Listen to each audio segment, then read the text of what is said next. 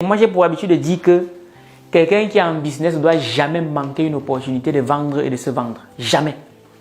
Donc, chaque fois qu'on vous présente une caméra, vous devez seulement commencer à parler. Parce que vous ne savez pas où l'image va se retrouver. Le week-end de l'écrivain. Sous le haut patronage de la ministre de la Communication, Madame Valérie Kaboré, Argent Livre s'invite enfin au Burkina Faso pour un événement inédit baptisé le week-end de l'écrivain. Au cours de cet événement, vous découvrirez des outils révolutionnaires pour écrire un livre impactant et le vendre en 28 jours top chrono. Rendez-vous le 5 et le 6 août 2022 à partir de 14 h à l'espace culturel Dieudonné de Ouagadougou. Au programme, méga conférence sur l'écriture, partage d'expériences, dédicaces et networking. Pass Silver, 10 000 francs CFA. Pass Gold, 50 000 francs CFA. Invité d'honneur, coach Simon Ouedraogo et Saman Naba Clément P3PA. Pour plus d'informations, rendez-vous sur le site internet argentlivre.com ou contactez le 61 57 73 47 ou 64 01 70 76. Un événement sponsorisé par Argent Livre, Imiris et la Startup Academy. Les éditions Argent Livre, nous vous aidons à écrire et à vendre votre expérience. Moi, j'ai pour habitude de dire que quelqu'un qui est en business ne doit jamais manquer une opportunité de vendre et de se vendre. Jamais. Donc, chaque fois qu'on vous présente une caméra, vous devez seulement commencer à parler. Parce que vous ne savez pas où l'image va se retrouver. Vous ne devez pas manquer une seule opportunité de parler de vous, de parler de votre livre, de parler de vos activités.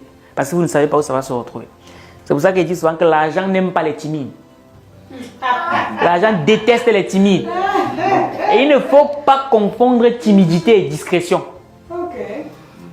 Quelqu'un de discret, c'est quelqu'un qui agit, mais dans l'ombre. Il n'attire pas trop d'attention sur lui, mais il agit. Quelqu'un de timide, même quand il est avec des gens, il n'ose même pas aller vers eux. Mais l'argent, c'est dans les relations, c'est de contact en contact. Mais si vous n'osez pas aller vers les gens, si quand on vous présente une caméra à l'ère du numérique, vous êtes un peu... Mais ça ne va pas donner. Je dis souvent que ma mère me regarde souvent et me dit, Valère, je ne savais pas que tu pouvais parler comme ça.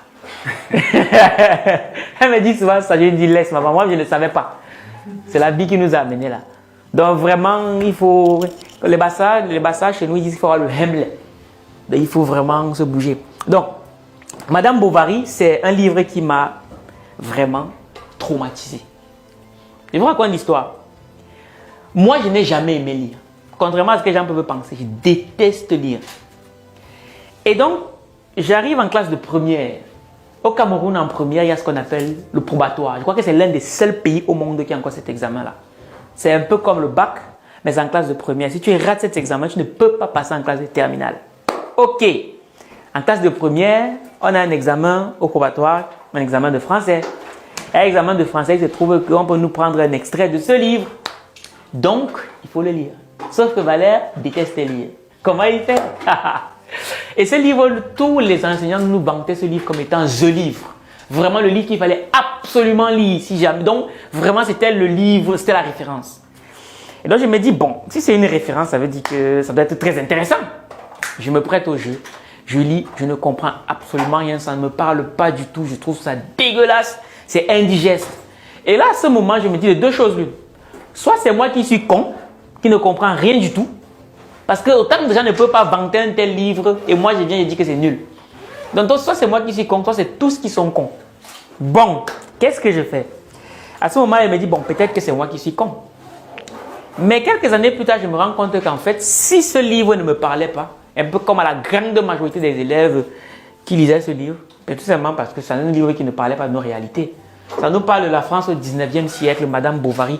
Qu'est-ce que pour moi ça signifie un royaume quand moi je n'arrive pas à manger à midi? Moi, pour moi, quand on me disait lire pour s'évader, pour moi ça ne passait pas dans ma tête. Moi j'ai des problèmes aujourd'hui, je réfléchis à ce qu'il doit manger à midi. Et vous me parlez de m'évader alors que moi j'ai faim, pour moi ça c'est un truc qui ne passait pas. Donc, de fil en aiguille, j'arrive en France en 2014 et puis je découvre le livre de Ricardo Kanyama, La chèvre de ma mère. Excellent livre. Je le lis et je me rends compte que c'est un livre qui me parle. Je me dis, mais tiens. Le problème, ce n'était pas moi. Le problème, c'était ce livre. C'est qu'il ne cadrait pas avec la réalité que moi je vivais. Et quand je lis le livre de Ricardo, je me rends compte que ça me parle. Et parce que les exemples qu'il prend, je me dis, ouais, si je lisais davantage de livres comme ça, peut-être que je m'intéresserais plus à la lecture. De fil en aiguille, je reprends la lecture, je lis Ricardo Kanyama, j'ai lu tous ses livres. Je lis Le jeune entrepreneur africain de Claudel Loubissi, c'est un Camerounais médecin. Bref, je lis beaucoup de livres comme ça d'Africains. Et je me dis, tiens, comment ça se fait que dans nos bibliothèques en Afrique, on trouve toujours des auteurs étrangers? Est-ce à dire que soit nous, on ne sait pas écrire, soit c'est qu'il n'y a pas de la visibilité sur ces auteurs-là. Donc à ce moment-là, je me donne pour défi, je me dis, ok, moi je vais chercher les auteurs africains et je vais mettre la lumière sur ce qu'ils font. J'en fais un combat personnel. Au début, j'en cherche, je n'en trouve pas. Je galère, je vais sur Internet, je tape livre africain. Mais quand vous allez sur Internet, vous tapez livre africain, je vous mets au défi, ce sont des livres vraiment qui ne servent à rien. C'est tout sauf quelque chose qui peut vous amener quelque part. Est-ce qu'il faut en vouloir aux Européens? Non.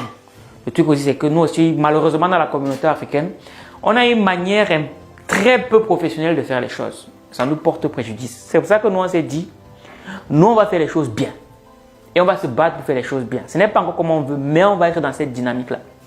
Donc, c'est comme ça que je commence à partager juste des extraits de livres. Je partage juste des extraits. Ok. Je me rends compte qu'il y a un engouement. Les auteurs, et de plus en plus, je découvre des auteurs africains qui écrivent des livres très intéressants. Je me dis, ben, tiens, ça veut dire que les auteurs écrivent des livres intéressants, mais c'est qu'ils ne sont pas connus. Donc, c'est comme ça qu'on évolue. Et puis, à un moment donné, mes camarades, les gens qui suivaient un peu ce que je faisais sur les réseaux sociaux, j'étais encore seul à ce moment-là. Nous sommes en 2018. Ils commencent à me dire, mais Valère, tu es étudiant en médecine, oui. Et tu développes des business et tout. J'ai dit oui, parce qu'à ce moment-là, je vendais des chaussures sur Internet. Et je ne sais pas si parmi vous, il y en a qui connaissent l'application Vinted. C'est une belle application quand même qui m'a fait gagner un peu plus de 4 000 € en l'espace de 6 mois. L'air de rien, en l'espace de 6 mois, on a gagné un peu plus de 4 000 €. Et les techniques que je partage, j'ai fait des vidéos dessus, les techniques que je partage, même jusqu'à présent, ça fonctionne. Arthur a testé, ça fonctionne très bien. Pour démarrer, c'est déjà quelque chose. Pour tester un peu, c'est déjà quelque chose. Et donc, je partage ces astuces-là aussi. Et puis, à un moment donné, les membres de la communauté me disent, mais Valère, bon, comment tu fais pour gérer l'école et le business? Et comme moi, ils savaient que dès que les gens commencent à me poser la question de savoir comment on fait 3 points de suspension, c'est que l'argent n'est plus loin. C'est que l'argent n'est plus loin. Mais je vous dis, c'est quelque chose qu'il y a Atsu dans la communauté des chercheurs d'argent. Il a appliqué et ça marche. Donc je me dis, ok, comment je fais pour gagner de l'argent à partir de cette question? C'est comme ça que je sors la formation, se lancer en business en étant étudiant. C'est un peu timide, mais je sens qu'il y a quelque chose à faire. Je transforme en livre. Et là, c'est pour vous dire que si vous avez déjà eu à concevoir des formations, si vous avez vos formations, on peut retranscrire en livre et ça se vend. Et c'est ce que j'ai fait. J'ai transformé cette formation-là en un livre qui s'intitule Un pied à l'école, un pied dans le business. Et c'est ce livre qui m'a amené au Gabon. Quand j'ai fini d'écrire ce livre, 2 semaines après, il y a les médias qui m'ont contacté. La CRTV, c'est la première chaîne de télé camerounaise qui me contacte. Ils me disent, on aimerait que tu viennes pour une émission samedi. Mais bon, moi je suis en France, ils sont au Cameroun, c'est pas très ça. J'ai été invité à donner une conférence sur Douala, une conférence dans une université. J'ai été invité au Gabon, logé, nourri, blanchi, juste à partir du livre. Et je retourne au Gabon en septembre. Donc ça, c'était juste pour vous montrer comment est-ce qu'on a fait pour arriver jusqu'au livre. Mais ça ne s'arrête pas là.